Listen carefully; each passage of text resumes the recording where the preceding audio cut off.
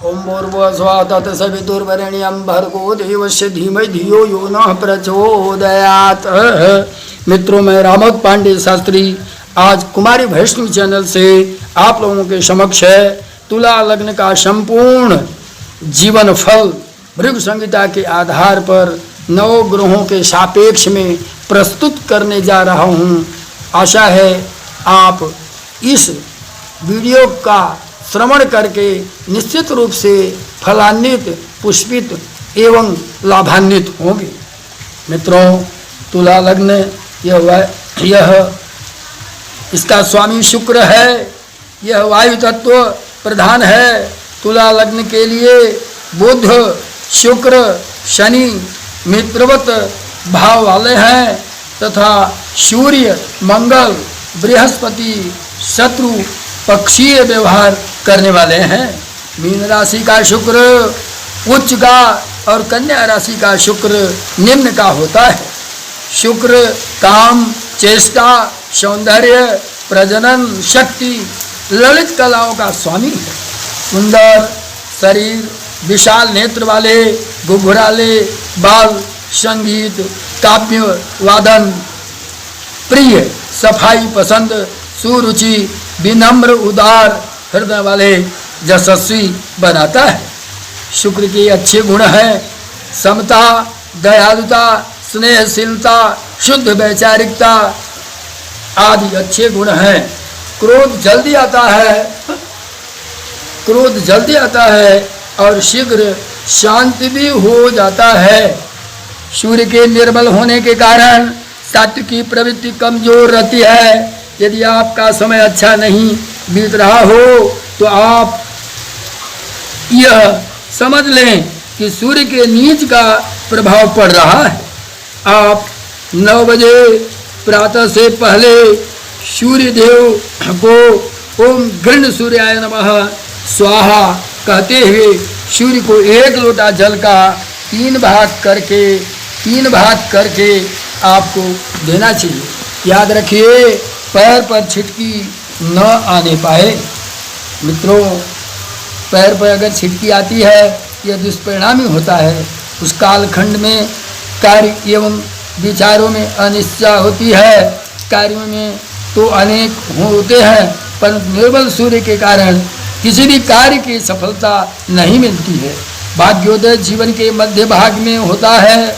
धन संबंधित कोई मुकदमा भी हो सकता है जो विजय तो आपको देगा किंतु स्थायी शत्रुता भी हो जाती है। भाई बहन कई होते हैं, आपसे प्रेम नहीं होता है। 9 ग्रहों के प्रभाव के कारण आपस में प्रेम नहीं रहता है। माता पिता, विशेषकर पिता से मनमुटाव रहता है। संतान कम होते हैं, पिता का सुख कम होता है। किसी की मृत्यु से आकस्मिक लाभ की संभावना भी रहती। पृष्ठ पोषण बहुत होंगे, उनकी सहायता से अच्छे जगह विवाह एवं अच्छा पद प्राप्त हो सकता है। किसी वकील, विद्वान या नेता से शत्रुता संभव है। आप स्वयं अपने लिए मुसीबत मोल खरीदते हैं। शुक्रवार का दिन 6 की संख्या आपके लिए शुभ है। आयु का स्पष्टीकरण है। 16 वर्ष की आयु, 21 की 23 की 41 और 51 और 61 वर्ष आपका जीवन का कष्टमय एवं भययुक्त है। 85 वर्ष में मार्केश है। मार्केश में आपको महामृत्युंजय मंत्र का जाप कराना चाहिए। 86 वर्ष की आपकी आयु है, लेकिन श्वसन क्रिया की संख्या कम अथवा अधिक से आयु बढ़ एवं घट सकती है। तुला लग्न वालों की शिक्षा, उच्च व्यवसायिक शिक्षा आप प्राप्त कर सकते हैं। सूर्य नीच के कारण कुछ लोग सामान्य शिक्षा प्राप्त कर सकते हैं। आप किसी भी चीज़ को बड़े जल्दी फॉलो करते हैं, अनुगमन करते हैं और निश्चय ही आप शिक्षा के माने में बड़े ही अच्छे ढंग से अपने को प्रभुत्व स्थापित कर सकते हैं। उद्योग एवं व्यवसाय आपके जीवन का पूर्वार्ध अच्छा नहीं है, उत्तरार्ध आपके जीवन का उत्तम बीतता है। सोना, लोहा, शराब, पान की दुकान एवं फेरी के कार्य में ज़्यादा सफल होंगे। नौकरी एवं आजीविका, आप प्रधानाचार्य, वकील, न्यायाधीश, डॉक्टर, इंजीनियरिंग कार्य, कंप्यूटर इंजीनियर हो सकते हैं। 10वें घर में शुभ ग्रह है तो सरकारी नौकरी आपको अवश्य मिलेगी। जीवन साथी एवं दाम्पत्य जीवन, पति पत्नी दोनों भाग्यशाली होंगे। पत्नी का मार्गदर्शन आपके लिए लाभदायक होगा। पति पत्नी सुयोग्य एवं मनोनुकूल होंगे। दाम्पत्य जीवन सुखमय होंगे। भाग्यशाली रत्न नीलम, मोती, अपोलो और हीरा है। चारित्रिक विशेषताएं, आपका सूर्य कमजोर होने के कारण सात्विक प्रवृत्तियां कमजोर होंगी। नकारात्मक सोच की अधिकता होगी। क्रियान्वयन भी अधिक होगा। सबको प्रसन्न रखना आपका काम है। 2 पाटों के बीच में आप पीछे जा सकते हैं। अस्थिर चित्त और निर्णय, दूसरों पर निर्भर रहना, दूसरों को अति महत्व देना, लचीले स्वभाव के हैं। भृगु संहिता के आधार पर ग्रहों का प्रभाव, सूर्य जैसा कि मैंने आपको पूर्व ही बताया, बुध, शुक्र और शनि तुला लग्न वालों के लिए मित्रवत भावनाएं रखकर अच्छे कार्य करते हैं, लेकिन सूर्य, मंगल और बृहस्पति ये शत्रु पक्षीय व्यवहार प्रस्तुत करते हैं। तुला लग्न वालों के लिए शत्रुपेक्षीय है। लग्न में नकारात्मक फलदायी। दूसरे घर में अगर सूर्य है ये धन संग्रह करा सकता है। अगर तीसरे घर में सूर्य है ये आपको पुरुषार्थी बना सकता है। चौथे घर में सूर्य है तो नकारात्मक फलदायी है। 5वें घर में बुद्धिवर्धन का कार्य करेगा। 6ठे घर में परतंत्रता का जीवन प्रस्तुत करेगा। अगर सूर्य 7वें घर में है तो आपको प्रभावशाली रोजगार आपको प्राप्त होगा। अगर 8म घर में सूर्य है यह नकारात्मक फलदायी है। 9वें घर में सूर्य भाग्यशाली कार्य करके आपको अतीव भाग्यशाली बनाएगा। 10वें घर में सार्थक फल आपको प्राप्त कराएगा और जीवन पर्यंत आनंदमय जीवन देगा। 11वें घर में अगर सूर्य है तो उत्तम आमदनी आपको धन कोष अवश्य देगा। अब 12 में अगर सूर्य है तो आपको खर्चीला स्वभाव बनाएगा। दूसरा है चंद्र ग्रह का फल। चंद्र ग्रह लग्न में है तो आप प्रतापवान, यशवान बनेंगे। अगर दूसरे घर में, धन के घर में है तो अर्थाभाव आपको देगा। तृतीय घर में अगर है चंद्र तो निश्चित रूप से आपको पुरुषार्थी बनाएगा। माता के घर यानी चौथे घर में, चौथा घर माता का है तो इसमें आपको प्रभावशाली जीवन देगा। 5वां घर विद्या एवं संतान का है तो इसमें आपको प्रभुत्व शक्ति बढ़ाएगा। आपका प्रभुत्व शक्ति बढ़ेगी, संतान सुख मिलेगा, विद्या सुख आपके लिए अत्यंत ही प्रभावशाली रहेगा। 6ठवें घर में अगर चंद्रमा है तो ये नकारात्मक फलदायी है या आपको निगेटिव विचार देगा। 7वें घर में यदि चंद्रमा है ये सकारात्मक फलदायी है। आपकी पत्नी, 7वां घर पत्नी का है, पत्नी को स्वस्थ, मस्त एवं आकर्षक बनाएगा। 8वें घर में यह नकारात्मक फलदायी है। 9वें घर में चंद्रमा भाग्यशाली बनकर आपके जीवन के आवश्यकताओं की पूर्ति करेगा। 10वें घर में अगर चंद्रमा है तो आपको प्रतापी एवं ऐश्वर्यवान बनाएगा। 11वें घर में आपके आय को, जो धन संबंधित है शक्ति, उसे बढ़ाएगा एवं सकारात्मक फल आपको देगा। अगर 12वें घर में है तो व्यर्थ का खर्च आपसे कराएगा। पिता की हानि भी संभव है। अब मैं आपको मंगल ग्रह का 12 घर में अलग अलग परिणाम बताना चाहूँगा। अगर मंगल लग्न घर में है तो आपको सम्मान, यश एवं सुख समृद्धि देगा। अगर मंगल दूसरे घर में, धन के घर में बैठा हुआ है तो वहाँ सुख समृद्धि से परिपूर्ण करेगा। अगर भाई बहन का घर, तीसरा घर है, उसमें अगर मंगल बैठा है तो प्रभावशाली जीवन देगा। चौथा माता का घर है जो सुख, धन, यश एवं माता को प्रसन्नचित तथा सुखी एवं स्वस्थ करेगा। पांचवा घर विद्या का है तो विद्या के घर में अगर मंगल बैठा है तो विद्या बल देगा और आप उच्च शिक्षा को प्राप्त करेंगे। छठे घर में अगर मंगल शत्रु के घर में बैठा है तो यह नकारात्मक फलदायी है। सातवें घर में मंगल अगर है तो ये मंगल आपको पत्नी से संबंधित नकारात्मक फल प्रदान करेगा। आठवें घर में भी आयु का घर है, यह भी नकारात्मक फलदायी है। नवा घर भाग्य का घर है, इसमें आपको भाग्यवान, न्यायिक जीवन एवं सुख समृद्धशाली बनाएगा। 10वां घर पिता का घर है जो नकारात्मक फलदायी है, पिता को कष्ट देगा। 11वां घर आपका आय का घर है जो जबरदस्त आमदनी आपको प्रदान करेगा। 12वां घर धन जन का हानि करेगा जो व्यय का घर है। अब मैं आपको बुध फल इस भृगु संहिता के आधार पर बताऊंगा। बुध ग्रह का फल अगर वह लग्न घर में है तो बुध देवता धन के देवता है और बुध मित्रपेक्षी है, अर्थात इस लग्न का मित्रवत व्यवहार करने वाला है। अतः सभी घरों में लाभदायक रहेगा।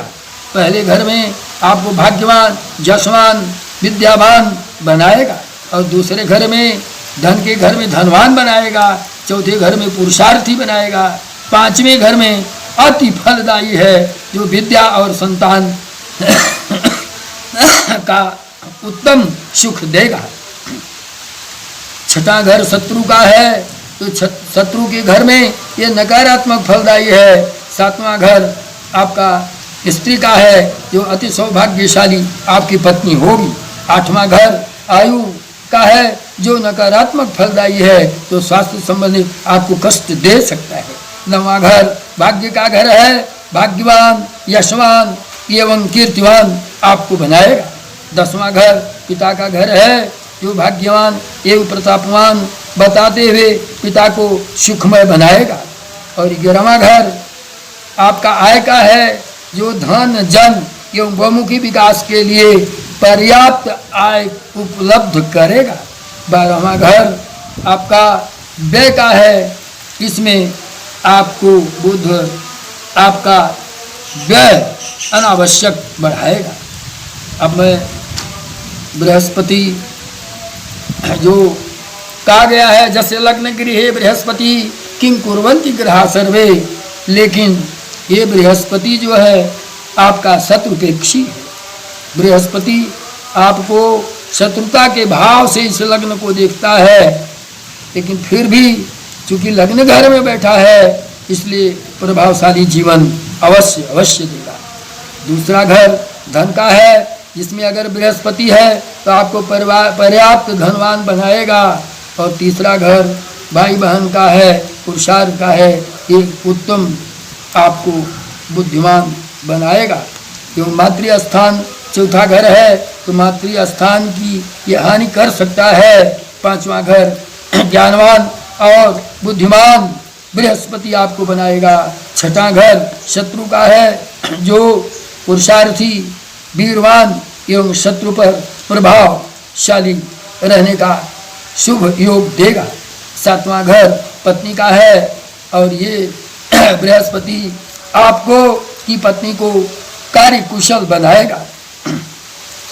8वां घर आयु का है जो नकारात्मक फलदायी है, आपके स्वास्थ्य की दृष्टि से शारीरिक, आर्थिक, मानसिक तीनों कष्ट देगा। 9वां आपका व्यय का आय का घर है। 9वां आपके भाग्य का घर है जो आपको भाग्यशाली एवं अत्यंत सुखी बनाएगा। 10वां पिता का घर जो प्रभाव की शक्ति को बढ़ाएगा। 11वां भारी पुरुषार्थी आपको बनाएगा। 12वां घर में अगर बृहस्पति है तो नकारात्मक फलदायी। मित्रों, शुक्र आपके जीवन को अत्यंत बहुमुखी विकास के साथ अत्यंत फलदायी बनाने वाला आपके तुला लग्न का सबसे बड़ा, एक तो तुला लग्न का स्वामी है, दूसरे तुला लग्न यह धन संपत्ति सुख समृद्धि सब चीज़ों की वृद्धि करने वाला है।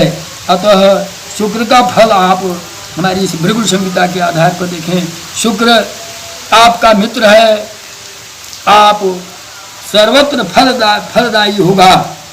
पहले घर में अगर शुक्र है तो शुक्र आपके जीवन को अत्यंत सुखमय एवं आत्म विकास धनवान एवं पुरुषार्थी बनाएगा। दूसरे घर में अपार धन संपत्ति को प्रदान करेगा।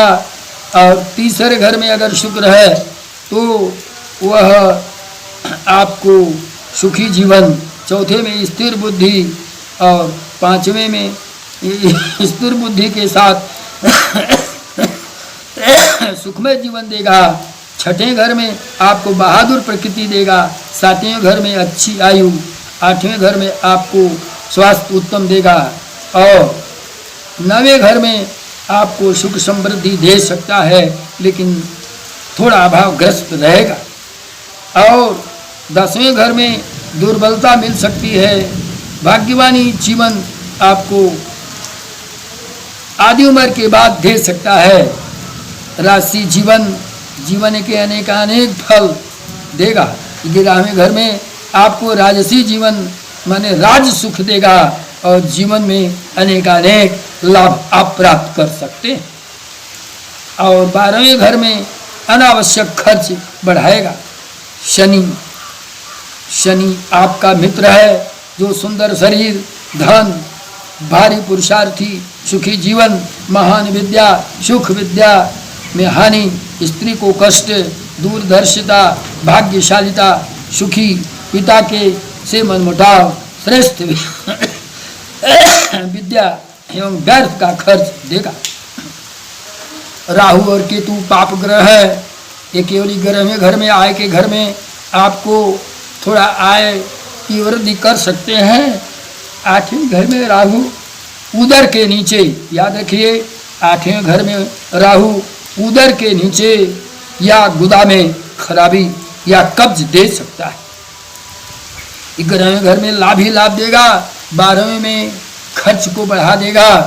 केतु वास्तव में एक्सीडेंटल एवं प्रेत बाधा तथा सर्प बाधा, ये 3 चीज़ें देता है।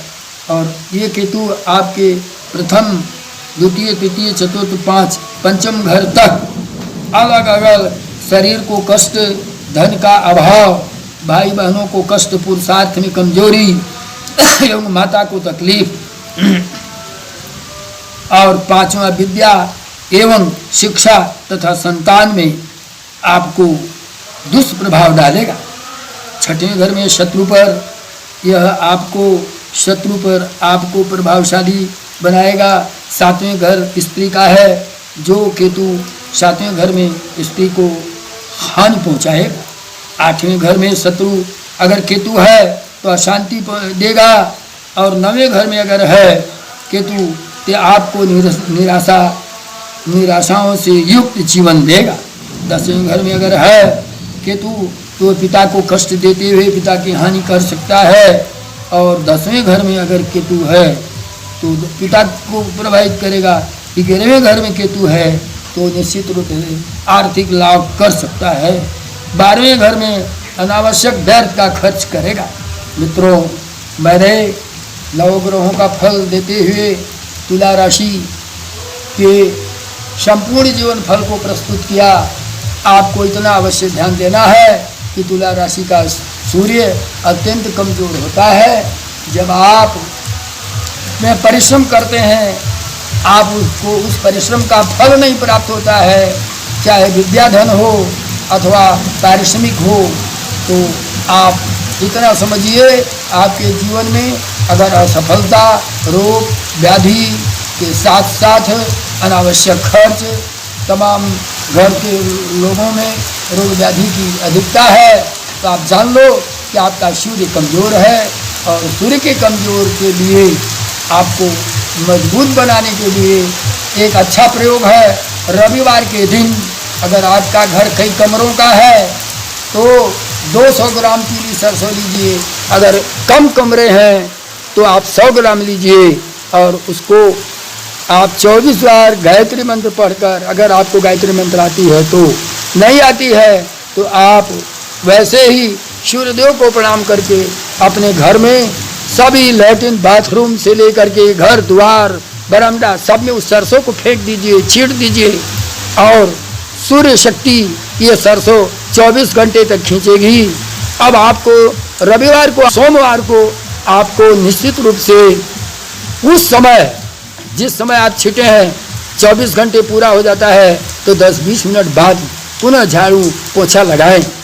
आप देखेंगे इस कार्य से सूर्य शक्ति प्राप्त होगी और ये सूर्य शक्ति आपको निश्चित रूप से आपको प्रभावित करेगी, आपके घर में रोग व्याधि अवश्य करेगी। रविवार के दिन सूर्य की उपासना करें, रविवार के दिन सूर्य को जल दें। जैसा कि मैंने बताया है, रविवार के दिन आप यह कार्य पूर्ण करते हैं तो परमपिता परमेश्वर निश्चय ही आपका कल्याण करेगा। आपसे मेरा एक छोटा सा निवेदन है मित्रों, अगर मेरे चैनल कुमारी वैष्णवी को आप देखते हैं तो इसको अंत तक, इसकी समरी जो अंत में हम सारांश प्रस्तुत करते हैं और उस सारांश को अवश्य देखिए, अवश्य सुनिए। और निवेदन मेरा मात्र है, चाहे आप जिस रूप में मुझे आप ब्राह्मण समझकर अथवा चाहे जो कुछ समझकर करते हैं, मेरे इस चैनल को सब्सक्राइब करिए और सब्सक्राइब करके आप इसके सदस्य बनिए ताकि मेरे जीवन की समस्त उपलब्धियां आप तक पहुंच सके। और अगर मेरे इन उपलब्धियों से, मेरे ज्योतिष एवं पूजा पाठ से आपका थोड़ा भी कल्याण होता है, मेरी आत्मा को बड़ी ही शांति होगी। परमात्मा आपका कल्याण करे, प्रभु आपके बच्चों को निश्चित रूप से सदा सदा सुखी स्वस्थ मस्त रखे एवं विद्यावान जसवान धनवान एवं समाज में एक उत्तम धन की प्रतिष्ठा प्राप्त करे। और मेरी अंतिम इच्छा है कि मेरे सारे मित्रों के जितने बाल बच्चे हों, आप लोग इतनी प्रगति कीजिए कि आप एवरेस्ट की चोटी पर जाएं।